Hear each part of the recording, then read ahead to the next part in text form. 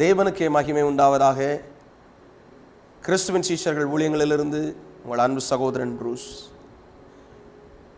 பிதாவாகிய தேவனுடைய அன்பும் கர்த்தராகிய இயேசு கிறிஸ்துவின் கிருபையும் பரிசுத்த ஆவியானவருடைய அந்யோன்ய வழிநடத்தும் பாதுகாப்பும் அரவணைப்பும் உங்கள் யாவரோடும் இருப்பதாக. ஆமென், ஆமென், ஆமென். இன்றைக்கு மீண்டும் ஒரு விசையாக உங்களை சந்திப்பதில் பெருமகிழ்ச்சி அடைகிறேன். உங்களோடு மற்றும் ஒரு காரியத்தை பேசலாம். தேவன் எப்படிப்பட்டவராக இருக்கிறார்? திக்கற்ற பிள்ளைகளை கைவிடாதவராக அவர் இருக்கிறதையும், அதே போல் தம்முடைய ஊழியக்காரனையும் கைவிடாமல் இருக்கிறவராக இருக்கிறதையும் ஒரு சில வார்த்தைகளிலிருந்து பார்க்கலாம் என்று எண்ணுகிறேன். தேவ சமாதானம் உங்களோடு இருப்பதாக. ஆமென். இந்த நாளிலும் கூட 1 ராஜாக்களின் புஸ்தகம் 17வது அதிகாரம் 14வது வசனம். 1 ராஜாக்களின் புஸ்தகம் 17வது அதிகாரம் 14வது வசனம். கர்த்தர் தேசத்தின் மேல் மழையை கட்டளையிடும் நாள் மட்டும் பானையின் மா செலவழிந்து போவதும் இல்லை, கலசத்தின் எண்ணெய் குறைந்து போவதும் இல்லை என்று இஸ்ரவேலின் தேவனாகிய கர்த்தர் சொல்லுகிறார் என்றார். ஹல்லேலூயா. இந்த வசனம் மிக தெளிவான ஒரு ஸ்டேட்மெண்டோட தேசத்துல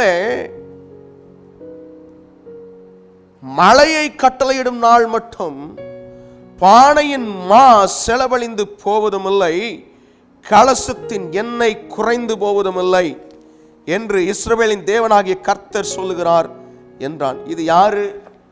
எலியா என்கிற தீர்க்கதரிசி. இந்த எலியா எப்படிப்பட்டவன் என்று சொல்லி இந்த 1 ராஜாக்கள் 17வது அதிகாரத்திலையும் 18வது அதிகாரத்தை ஒருவரும் மறக்கவே முடியாத ஒரு காரியத்தை செய்தவன்.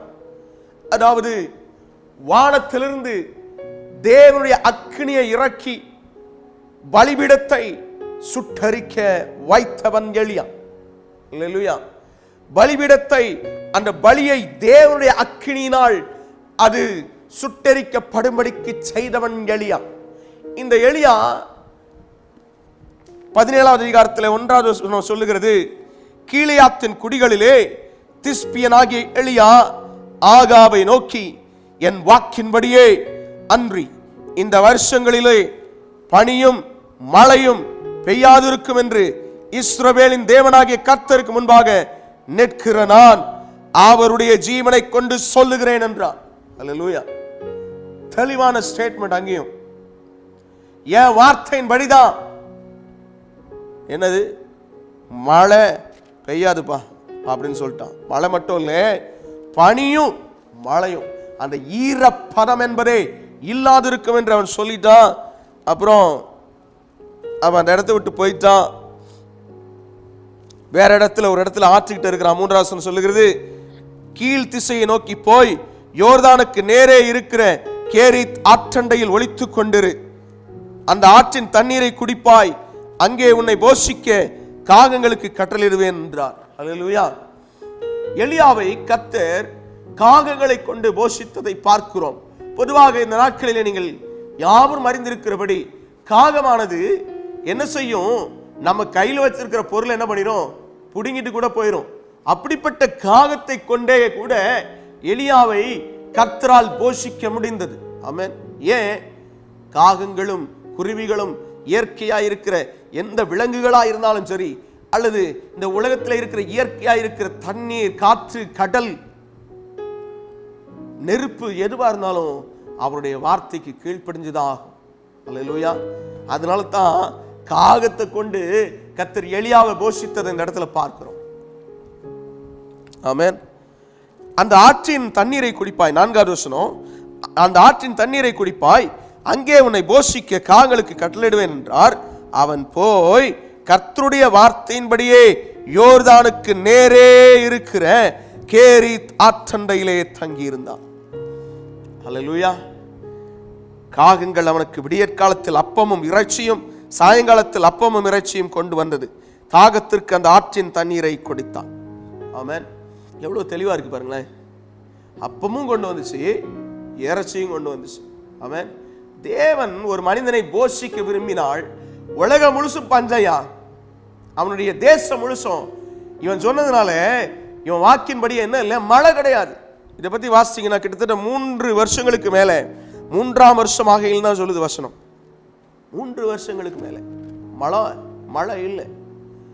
1 வருஷம் மழை இல்லைனாலே இங்கே நம்ம நிலைமையெல்லாம் என்ன ஆயிருது, இன்னைக்கு இருக்கிறது போல அன்னைக்கு கிடையாது. இன்னைக்கு என்ன பண்ணியிருக்கிறாங்க, ஆழ்துணை கிணறுகள் உண்டு, அதிலே தண்ணீர் எடுத்து அந்த தண்ணீரை உபயோகப்படுத்துகிற நிலையிலே இன்றைக்கு அநேக விதமான தொழில்நுட்பங்கள் வளர்ந்திருக்கிறது. அந்த தொழில்நுட்பங்களை பயன்படுத்தி இப்படிப்பட்ட காரியங்களை எல்லாம் நாம் செய்கிறோம். ஆனால் அந்த நாட்களில் அப்படியெல்லாம் கிடையாது. அவங்க துறவை வெட்டி, அதுவே எத்தனை அடி ஆழம் இருக்குன்னு சொல்ல முடியாது. அந்த துறவு பெற்ற பழக்கம் தான் பின்னாட்களில் கிணறு என்று மாறிச்சு. அப்படி ஒன்றுனா ஒவ்வொரு காலகட்டத்துக்கு ஏற்ற மாதிரி மாறி மாறி இப்போ இன்றைக்கு நாம் என்ன செய்கிறோம், ஆழ்துளை கிணறு போடுகிறோம். அப்போ இப்படிப்பட்ட நிலைமை, 1 வருஷம் தண்ணி இல்லைனால என்ன ஆயிரும், மேலே உள்ள புல் பூண்டெல்லாம் காஞ்சி எல்லாமே ஒரு மோசமான நிலைக்கு போயிடும். அப்படிப்பட்ட நிலைமை, ஒரு இடத்துலையும் ஆகாரம் கிடைக்கிறது கஷ்டம். அந்த தேசம் முழுவதுக்கு ஒரு பெரிய பஞ்சம். ஏன் இது வந்துச்சு, ஆகாப் விக்கிரக ஆராதனை செய்கிறவனாக மாறி போனதுனாலே, தேவனை தொழுது கொள்ளாமல் சிருஷ்டியை தொழுது கொண்டதுனால, சிருஷ்டிக்கப்பட்டவைகளை தொழுது கொண்டதுனால, இதை வணங்குறேன், இதுதான் தெய்வம் என்று அவன் நம்பினதுனாலே அந்த தேசத்தில் இப்படிப்பட்ட ஒரு காரியம் வந்தது. இப்படிப்பட்ட ஒரு சூழ்நிலை. அந்த சூழ்நிலையில பாருங்க, தேசத்தில் 7வது வசனம், தேசத்தில் மழை பெய்யாதபடினால் சில நாளுக்கு பின்பு அந்த ஆறு வற்றி போயிற்று. அவன் இருந்த இடத்துல அந்த ஆறு கூட என்ன ஆயிற்று, வற்றி போச்சு. அப்பொழுது கர்த்தருடைய வார்த்தை அவனுக்கு உண்டாயிற்று. அவர் என்ன சொன்னார் பாருங்க, இப்பதான் நம்ம பார்க்க வேண்டிய முக்கியமான காரியம் வருகிறது.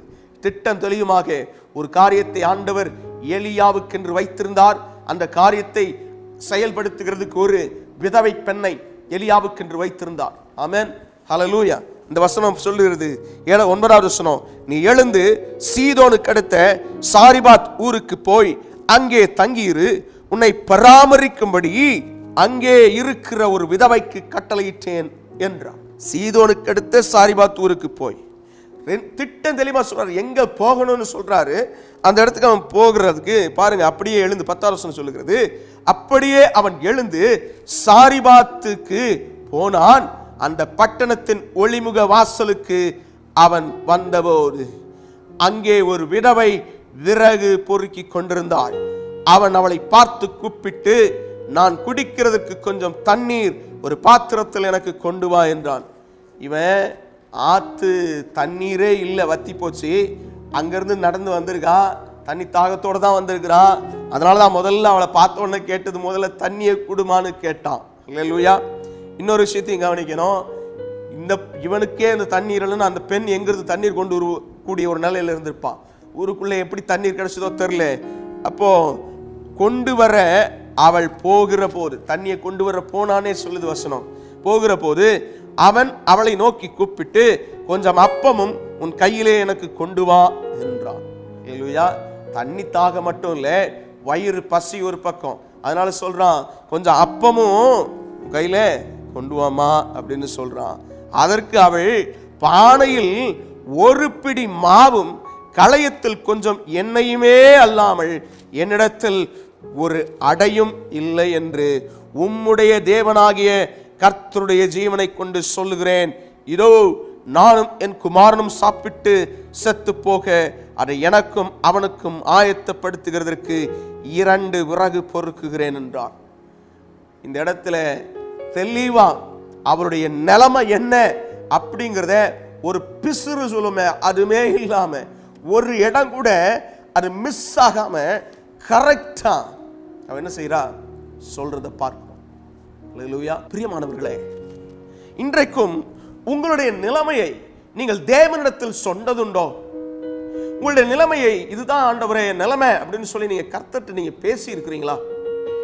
உங்க நிலைமையை குறித்து உங்களுடைய அடுத்த கட்ட காரியங்கள் என்ன என்பதை நீங்கள் அறியாமல் இருக்கலாம். ஆனால் தேவனிடத்தில் இதை குறித்து தெரியப்படுத்தி இருக்கிறீர்களா? தீர்க்கதரிசியாகிய எலியா தேவனுடைய மனுஷன். அந்த தேவனுடைய மனுஷனிடத்திலே தெளிவாக இந்த பெண் சொல்லுகிறதை பார்க்கிறோம். ஆமென், ஹல்லேலூயா. தேவனுக்கு மகிமை உண்டாவதாக. என்ன சொல்றா பாருங்க, பானையில ஒரு பிடி மாவு, களையத்துல கொஞ்சம் எண்ணெய், இது ரெண்டையும் தவிர்த்து என்கிட்ட ஒரு அடையும் இல்லை அப்படின்னு சொல்லிட்டா. அது சொல்றா, இதோ நானும் என் குமாரனும் சாப்பிட்டு செத்து போக அதை எனக்கும் அவனுக்கும் ஆயத்தப்படுத்துகிறதுக்கு 2 விறகு பொறுக்குகிறேன் என்றான். அந்த நாட்கள்ல அந்த விறகை பொறுக்கி, அந்த விறகு அடுப்பு தான், அதை வச்சுதான் அவங்க சமைக்கணும். நமக்கும் தெரியும், ஒரு 50 வருஷம் முன்னாடிலாம் அப்படிதான் இருந்துச்சு. ஆனால் கர்த்தர் கிருபையினால அநேக காரியங்கள் மாறி இருக்கிறது நாட்களிலே. ஆனால் விறகை பொறுக்கி அதை நான் எடுத்து அதை இலவசமா தேவனால் கொடுக்கப்படுகிற ஒரு காரியம், அந்த உபயோகப்படுத்தி அவ அந்த காரியத்தை செய்ய போகிறேன்னு சொல்றான். அது ஒண்ணுதான் அவளால எடுத்து செயல்படுத்த முடியும். அதற்கு பின்பு அவள் ஜீவனம் பண்ணுகிறதுக்கு அவளிடத்திலே வேறு ஒன்றும் இல்லை. அப்படிப்பட்ட ஒரு நிலைமை. ஆமென். இப்படிப்பட்ட நிலைமையில பாருங்க, 13வது வசனத்தை வாசிப்போம். அப்பொழுது எலியா அவளை பார்த்து, பயப்படாதே, நீ போய் உன் வார்த்தையின்படி ஆயத்தப்படுத்து, ஆனாலும் முதலில் அதிலே எனக்கு ஒரு சிறிய அடையை பண்ணி என்னிடத்தில் கொண்டு வா. ஆமென். பின்பு உனக்கும் உன் குமாரனுக்கும் பண்ணலாம். ஆமென். ரொம்ப தெளிவாக இவனும் சொல்றான். அப்பொழுது எலியா அவளை பார்த்து, பயப்படாதே, நீ போய் உன் வார்த்தையின்படியே, அவ வார்த்தை என்ன, ஆயத்தம் பண்ணி அதை சாப்பிட்டுட்டு செத்துற போறேன் அப்படின்னு சொல்றா. இவன் சொல்றான், நீ உன் வார்த்தையின்படியே போய் ஆயத்தம் பண்ணிட்டு, ஆனாலும் எப்படி சொல்றான் பாருங்க, ஆனாலும் முதலில் அதிலே எனக்கு ஒரு சிறிய அடையை பண்ணி என்னிடத்தில் கொண்டு வா. அதாவது உங்க கையில இருக்கிறதுல தேவனுக்கென்று நீங்கள் ஒரு காரியத்தை கொடுத்தீர்கள் என்றால், தேவனுடைய மனுஷனா இருக்கிறதுனால தேவனுக்கு அந்த மனுஷன் உபயோகப்படுத்தினது, அந்த மனுஷனை சாப்பிட்டால் தேவன் என்ன சொல்றாரு? ஏன்னா லேவியராம் புத்தகத்துல வாசிக்கிறோம், லேவியர்களுக்கு ஆண்டவர் சொல்ற காரியம், காணிக்கை ஆசாரியர்களுக்கும் லேவியர்களுக்கும் தேவனுடைய பங்கு, அவர்கள் லேவியர்கள் நீ கர்த்தரே உங்கள் பங்காய் இருக்கிறார் என்று சொல்றாரு. சொல்லிட்டு கர்த்தருக்கு வருகிற காணிக்கை எல்லாம் லேவியர்களுக்கு போய் சேர வேண்டும் என்று சொல்லி கொடுக்கிறார் ஆண்டவர். அல்லேலூயா. அப்ப அதே அடிப்படையில் இவன் ஒரு ஊழியக்காரன். இந்த ஊழியக்காரனுக்கு என்ன இருக்கணும்? தேவனுக்கென்று கொடுக்கிற காரியம் அந்த ஊழியக்காரன் என்ன செய்ய வேண்டும்? அதை எடுத்து அதை பயன்படுத்த வேண்டும். அதாவது இந்த இடத்துல அவன் சாப்பிடுறான், அவன் சாப்பிடுறது தான் கேட்டான், அது சாப்பிட வேண்டும். அப்ப சொல்றான், நீ அதை செய், கர்த்தருக்கென்று முதலாவது அதை கொண்டு வா, எனக்கென்று சொல்றான் பாருங்க. இந்த இடத்துல எனக்கு முதல்ல கொண்டு வா, நான் கர்த்தருடைய மனுஷன், நீ எனக்கு கொண்டு வா அப்படின்னு தான். ஆமென். அவ அதை கீழ்ப்படிஞ்சு அது என்ன செய்யறா பாருங்க. அடுத்த வசனம் சொல்றான், 14வது வசனம், கர்த்தர் தேசத்தின் மேல் மலையை கட்டளையிடும் நாள் மட்டும் பானையின் மா செலவழிந்து போவதும் இல்லை, கலசத்தின் எண்ணெய் குறைந்து போவதும் இல்லை என்று இஸ்ரவேலின் தேவனாகிய கர்த்தர் சொல்லுகிறார் என்றான். 15வது வசனம் தான் காரியம். இந்த 2 வசனத்தை அவன் சொன்ன உடனே அவள் போய் எலியாவின் சொற்படி செய்தாள். அவளும் இவனும் அவள் வீட்டாரும் அநேக நாள் சாப்பிட்டார். ரகசியம் தான் பிரியமானவர். எலியா முதல்ல கொண்டு வந்து கொடுக்க சொல்லிட்டான். அவ கொடுக்கிறா, செய்யறா, அவன் வார்த்தைக்கு கீழ்ப்படுகிறா, கீழ்ப்படிஞ்சு அதை செயல்படுத்துறா. அதை செயல்படுத்தினது எப்படி போட்டிருக்கு பாருங்க, அவனும், அது எலியாவின் சொற்படி செய்தாள், அவளும் இவனும் அவள் வீட்டாரும் அநேக நாள். இப்ப என்ன பண்ணிருப்பா இவளுடைய குணம் எப்படி இருந்திருக்கும்? தன்னுடைய பிள்ளை மட்டும்தான் சொல்றா. ஆனா இங்க வசனம் சொல்லுது அவளுடைய வீட்டாரும் என்று எழுதப்பட்டிருக்கிறது. அப்ப இவருடைய சொந்த பந்துகளுக்கும் என்ன செஞ்சிருக்க வேண்டும்? இந்த காரியத்துல உதவி செய்திருக்க வேண்டும். ஆமென். கொஞ்சம் இதை கொஞ்சம் கற்பனை பண்ணி பாருங்களேன். அந்த கலசத்துல கொஞ்சோண்டு மாவு இருக்கு, கொஞ்சம் எண்ணெய் இருக்கு, என்ன நடக்கணும் தெரியல. இவ சொல்றா செஞ்சு சாப்பிட்டுட்டு சாக போறேன்னு இருக்கிறா. எலியா சொல்லிட்டாரு, அம்மா நீ முதல்ல எனக்கு ஒண்ணு கொண்டு வா. கர்த்தர் சொல்றாரு, இந்த கலசத்தில் இருக்கிற எண்ணெயும் பாருங்க, தேசத்தில் கர்த்தர் தேசத்தின் மேல் மலையை கட்டளையிடும் நாள் மட்டும் பானையின் மா செலவழிந்து போவதும் இல்லை, கலசத்தின் எண்ணெய் குறைந்து போவதும் இல்லை என்று இஸ்ரவேலின் தேவனாகிய கர்த்தர் சொல்கிறார். ஆமென். தெளிவா சொல்றான். கர்த்தர் சொல்றாருன்னு சொல்லி அந்த டைரக்டா அந்த விஷயத்தை சொல்றான். சொன்ன மாத்திரத்துல அந்த இடத்துல பாத்தீங்கன்னா செஞ்சு கொண்டு வந்து கொடுத்தவன எப்படி இருந்து கொஞ்சம் யோசித்து கற்பனை பண்ணி பாருங்க. அந்த மாவை எடுத்துட்டான், வைக்கிறா. வச்ச உடனே அந்த மாவுல என்ன வந்திருக்கும்? அந்த பாத்திரத்துல செலவழிந்து போவதில்லைன்னு சொன்னா என்ன அளவுல இருந்துச்சோ அது திரும்ப வந்திருக்கும். ஆமென். எண்ணெயும் செலவழிந்து போவதில்லைன்னு சொன்னா அதே போல வந்திருக்கும். அது ஒரு நாள் 2 நாள் இல்லை, வேதம் சொல்லுகிறது அநேக நாள் சாப்பிட்டார்கள். ஆமென். 15ஆம் வசனம் பின்பகுதியில் சொல்ல பாருங்க, அநேக நாள் சாப்பிட்டார்கள். அல்லேலூயா. அப்போ உங்களுடைய குறைச்சல்களை தேவன் நிறைவாக்குகிறது. முதல்ல என்ன வேணும்? என்னை குறித்து தேவனுக்கு ஒரு சித்தம், ஒரு திட்டம் எனக்கு இருக்க வேண்டும். அல்லேலூயா. ஏன்னா 9ஆம் வசனத்துல பார்க்கிறோம், நீ எழுந்து சீதோனுக்கு அடுத்த சாரிபாத் ஊருக்கு போய். இதை குறித்து ஆண்டவராகிய இயேசு கிறிஸ்து சொல்லும்போது பாருங்க, லூக்கா 4ஆவது அதிகாரத்தில் வாசித்தோமானால் கர்த்தர் என்ன பண்ணினார்னு சொல்லி இவங்களை பத்தி பேசுறாருங்க. எங்க பேசுறாரு? 25ஆவது வசனம், 4ஆவது அதிகாரம் 25ஆவது வசனம். அன்றியும் எலியாவின் நாட்களிலே 3 வருஷமும் 6 மாதமும் வானம் அடைபட்டு தேசமெங்கும் மிகுந்த பஞ்சம் உண்டாயிருந்த போது இஸ்ரவேலருக்குள் அநேக விதவைகள் இருந்தார்கள். ஆயினும் எலியா சீதோன் நாட்டில் உள்ள சரத்தா ஊரில் இருந்த ஒரு விதவையினிடத்திற்கு அனுப்பப்பட்டானே அல்லாமல் மற்றொருத்தினிடத்திற்கும் அனுப்பப்படவில்லை. ஆமென். கரெக்டா நிறைய பேர் இருந்தாங்கப்பா, நிறைய பேர் இருக்கிறாங்க. ஆனாலும் தேவன் ஒருத்தரை தெரிந்து கொண்டு அந்த இடத்துக்கு அந்த தீர்க்கதரிசியை அனுப்பினார். அல்லேலூயா. அநேக பெண்கள் இருந்தார்கள். இயேசு கிறிஸ்து இந்த உலகத்திலே வருகிறதுக்கு, அவதரிக்கிறதுக்கு மரியாள் என்கிற ஒரு பெண்ணை தெரிந்து கொண்டார். ஆமென்.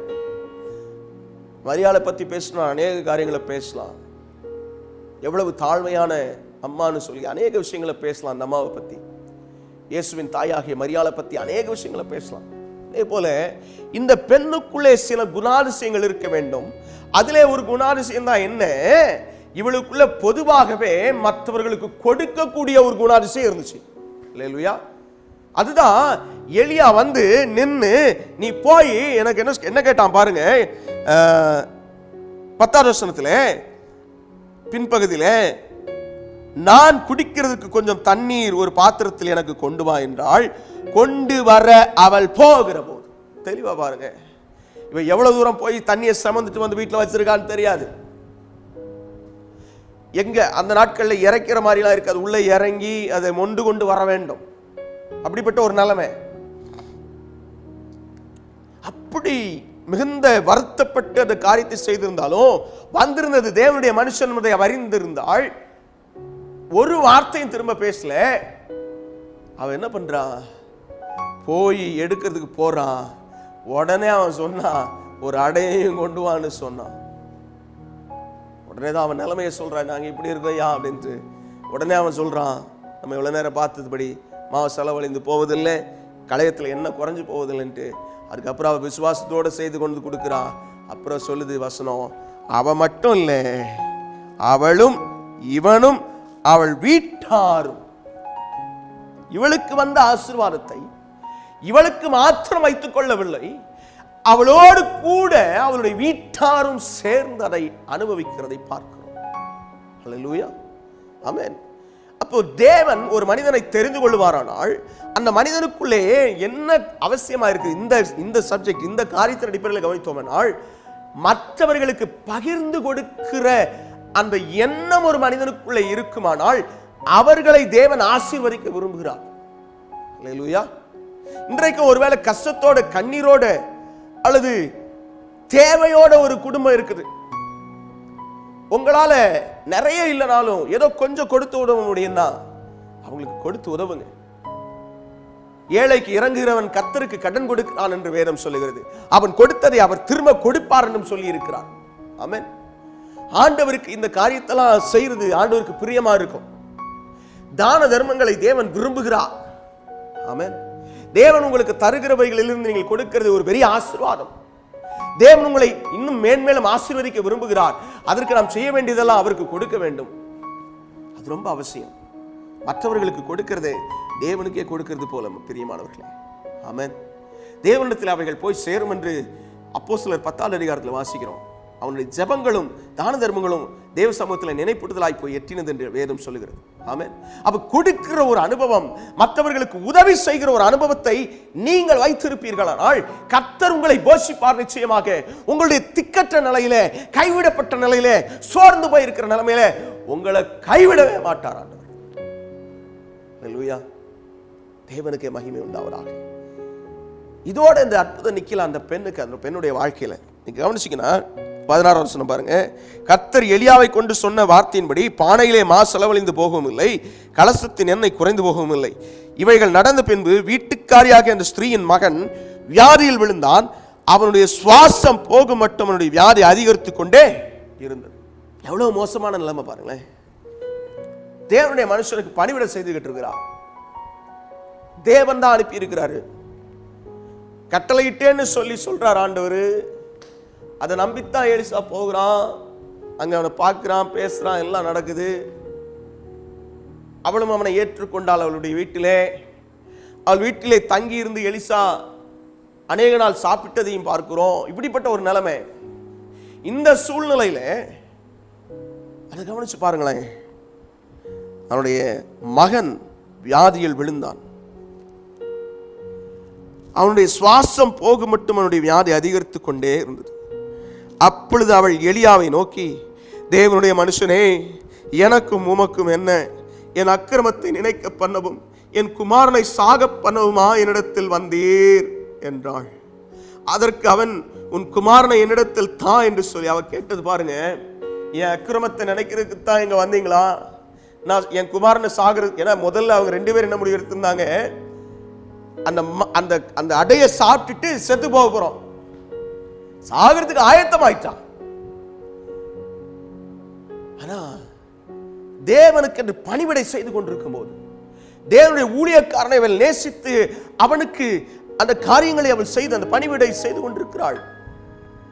இந்த நாட்கள் இருக்கிறது போல அன்னைக்கு இருந்திருக்கிறதுக்கு வாய்ப்பு இல்லை. இந்த நாட்கள் நம்ம ஒரு வீட்டுக்கு போனா பிரசங்கம் பண்ணி அவங்களுக்கு ஜெபம் பண்ணி அந்த காரியங்களை செய்யறோம் பாருங்க. அப்படி இருந்திருக்குமான்னு சொல்ல முடியாது. எலியா என்ன பண்ணியிருப்பாரு? சாப்பிட்டிருப்பாரு, தனியா போய் அவருடைய காரியங்கள் எல்லாம் ஜெபம் பண்ணியிருப்பாரு, எல்லாம் பண்ணியிருப்பாரு. அந்த குடும்பத்துக்காகவும் எலியா ஜெபம் பண்ணி இருக்கிறதுக்கு வாய்ப்பு இருக்கிறது. தேவனுடைய சத்தம் என்ன, தேவன் என்ன சொல்ல போகிறார் என்று காத்திருந்திருக்க வேண்டும் எலியா. அடுத்து நான் என்ன செய்யணும், எப்ப நான் எழும்பி தேவனுடைய திட்டத்தை நிறைவேற்றணும் என்கிற ஒரு எதிர்பார்ப்போடு இருந்திருப்பார் எலியா. அப்படிப்பட்ட ஒரு நிலைமை. இந்த பெண் வீட்டில் தங்கி இருக்கிறாரு. அந்த இடத்துல தான் ஒரு பிரச்சனை வருது. கவனிச்சீங்கன்னா,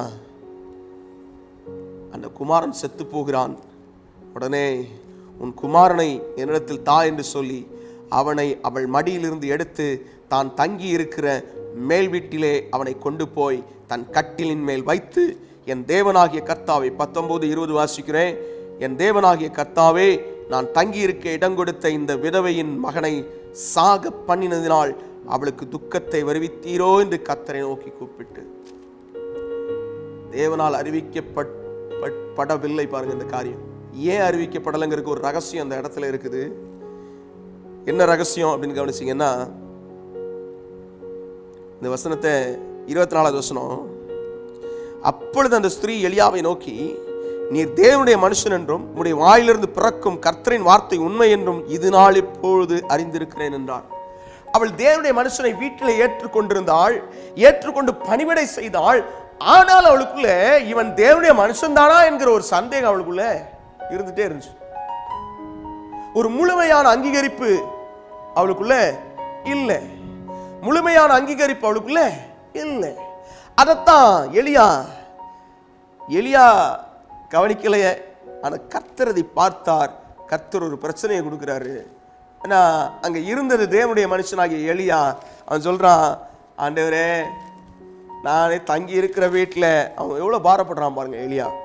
தங்கி இருக்கிற வீட்டில் இந்த விதவையின் மகளை சாக பண்ணினால் அவளுக்கு துக்கத்தை வருவித்தீரோ என்று கர்த்தரை நோக்கி கூப்பிட்டு அந்த பிள்ளையின் மேல் 3 தரம் குப்புற விழுந்து, தன் தேவனாகிய கர்த்தாவே, என் தேவனாகிய கர்த்தாவே, இந்த பிள்ளையின் ஆத்மா அவனுக்குள் திரும்பி வரப்பண்ணும் என்று கர்த்தரை நோக்கி விண்ணப்பம் பண்ணினான். கர்த்தர் எலியாவின் சத்தத்தை கேட்டார். பிள்ளையினுடைய ஆத்மா அவனுக்குள் திரும்பி வந்தது. அவன் பிழைத்தான். அப்பொழுது எலியா பிள்ளையை எடுத்து மேல் வீட்டிலிருந்து அவனை கீழ் வீட்டிற்குள் கொண்டு வந்து அவனை அவன் தாயினிடத்தில் கொடுத்து, பார், உன் பிள்ளை உயிரோடு இருக்கிறான் என்று சொன்னான். அல்லேலூயா. இந்த அற்புதம் நடந்த பிறகுதான் சொல்றா, ஐயாகவே நீ தேவனுடைய மனுஷன், நீ தேவனுடைய மனுஷன் என்றும் உடைய வாயிலிருந்து பிறக்கும் வார்த்தை கர்த்தரின் வார்த்தை என்றும் இதனால் இப்பொழுது அறிந்திருக்கிறேன். சில காரியங்களை எலியா அவளுக்கு சொல்லி இருக்க வேண்டும். தேவனுடைய திட்டங்களை ஒருவேளை அவர்கிட்ட சஞ்சரித்து வெளிப்படுத்தி இருக்க வேண்டும். வாய்ப்பு இருக்கிறது. இந்த வசனத்தின்படி உன் வாயிலிருந்து வரதெல்லாம் கர்த்தர் வார்த்தை இப்பதான் அறிகிறேன் அப்படிங்கிறான். அல்லேலூயா. பாருங்க, அந்த துக்கம் வந்தாலும் தேவனுடைய மனுஷனை பராமரித்ததுனால தேவனுடைய மனுஷன் செய்யறான், பாரத்தோடு நிற்கிறான். உடனே ஆண்டவர் அந்த விண்ணப்பத்தை கேட்டு உடனே என்ன பண்ணிட்டாரு, அந்த ஜீவன் அவனுக்குள்ள கொடுத்தாரு. கொடுத்த உடனே அவன் உயிரோடு எழுப்பப்பட்டு தாயினிடத்திலே சேர்க்கப்பட்டான். ஆமென். ஒருவேளை நீங்க இந்த காரியத்தில் நாம் கற்றுக்கொள்ள வேண்டிய விஷயம் என்னன்னா, தேவனுடைய ஊழியங்களுக்கு, தேவையுள்ள பிள்ளைகளுக்கு, திக்கற்றவர்களுக்கு கொடுத்து உதவுங்கள். கர்த்தர் உங்களை ஆசீர்வதிப்பார். உங்கள் இருதயம் அப்படி இருக்க வேண்டும் என்று தேவன் விரும்புகிறார். அதே போல் ஊழியங்களை, ஊழியக்காரர்களை பராமரிக்கிற காரியத்தையும் செய்யுங்கள் என்று விரும்புகிறார். மாத்திரமல்ல, அதை முழு மனதோடு செய்யுங்கள் என்று விரும்புகிறார். அல்லேலூயா. தேவன் உங்களை ஆசீர்வதிப்பாராக. ஜெபிப்போம். நல்ல தகப்பனே, நாங்கள் இன்று பார்த்த இந்த சத்தியத்தின்படி ஆண்டவரே, எலியா எப்படி வானத்தை அடைத்து பின்பு அவனுக்கு நீர் கொடுத்த கிருபையின்படி அவன் ஆண்டவரே அந்த விதவையின் வீட்டிலே தங்கியிருந்தானோ, அந்த இடத்திலே அவனை போஷித்தபடியே ஆண்டவரே நீர் கிருபையாயிருந்து வழி நடத்தினீரே. அதே போல் நாங்கள் இன்று கற்றுக்கொண்ட இந்த சத்தியத்தின்படி நாங்களும் கொடுக்கிறவர்களாக, மற்றவர்களுக்கு உதவி செய்கிறவர்களாக, எல்லா விதத்திலும் ஆண்டவரே மற்றவர்களுக்கு ஆண்டவரே எங்களுடைய கிரியைகளினாலே நாங்கள் அன்பு கூறுகிறவர்களாக இருக்க எங்களுக்கு உதவி செய்யுங்க. தேவக்காரர் எங்களோடு இருக்கட்டும். ஆண்டவரே கேட்டுக்கொண்டிருக்கிற பிள்ளைகளுடைய வாழ்க்கையிலே உங்களுடைய ஆசீர்வாதம் பரிபூர்ணமாக விளங்கட்டும். உங்க பிரசன்னம் பரிபூர்ணமாக விளங்கட்டும். உங்க கிருபை பரிபூர்ணமாக விளங்கட்டும். ஆண்டவரே இருதயத்தில் எனக்கு யார் உதவி செய்வார் என்று போராடி கொண்டிருக்கிற பிள்ளைகளுக்கு ஆண்டவரே எலியாவை அனுப்பின தேவன் அதே போல உடைய ஊழியர்களை கொண்டு ஆண்டவரே உடைய வார்த்தையை அனுப்பி ஆண்டவரே பிள்ளைகளை தொடுவீராக, அவருடைய இருதயங்களை தொடுவீராக, அவருடைய சஞ்சலங்களை மாற்றுவீராக, கண்ணீரை மாற்றுவீராக, பற்றாக்குறைகளிலே ஒரு விடுதலை தருவீராக, ஒரு ஆசீர்வாதத்தை தருவீராக, பரிபூர்ணப்பட வைப்பீராக. தேவ கரம் அவர்களை தொடுவராக என்று கட்டளை கொடுக்கிறேன். தேவ கிருபை அவர்களை மூடுவராக என்று கட்டளை கொடுக்கிறேன். தேவ பலன் அவர்களோடு இருப்பதாக என்று கட்டளை கொடுக்கிறேன். ஆண்டவரே சஞ்சலங்கள் எல்லாம் மாறட்டும், கண்ணீர்கள் எல்லாம் மாறட்டும், கவலைகள் எல்லாம் மாறட்டும், இருதயத்தில் இருக்கிற மன கிளேசங்கள் எல்லாம் மாறட்டும். தேவைகள் எனக்கு யார் சந்திப்பார் என்று, யாரிடத்தில் போவேன் என்று கண்ணீரோடு இருக்கிற பிள்ளைகளுக்கு தேவன் ஆண்டவரே அவர்கள் கண்ணீரை துடைப்பீராக. உங்க சித்தத்தை அவங்க வாழ்க்கையில செய்துள்ளுவீராக. கரத்தில் ஒப்பு கொடுக்கிறேன். பெரிய காரியங்களை செய்யுங்க. ஜீவன் பலன் ஆண்டவரே பிள்ளைகளுடைய வாழ்க்கையில உண்டாகட்டும். எல்லாருடைய ஆண்டவரே வாஞ்சைகளும் ஏக்கங்களும் தீர்க்கப்படட்டும். ஆண்டவரே உம்மை நோக்கி பார்க்கட்டும். கர்த்தராகிய இயேசுவின் நாமத்திலே அர்ப்பணித்து ஜெபிக்கிறேன் ஜீவனுள்ள நல்ல பிதாவே. ஆமென், ஆமென், ஆமென். தேவன் தாமே உங்கள் வாழ்க்கையிலே இருக்கிற குறைவுகள் எல்லாவற்றையும் நீக்கி உங்களை நிறைவான ஆசீர்வாதத்தினால் நிரப்புவாராக. ஆமென், ஆமென், ஆமென். ஹல்லேலூயா.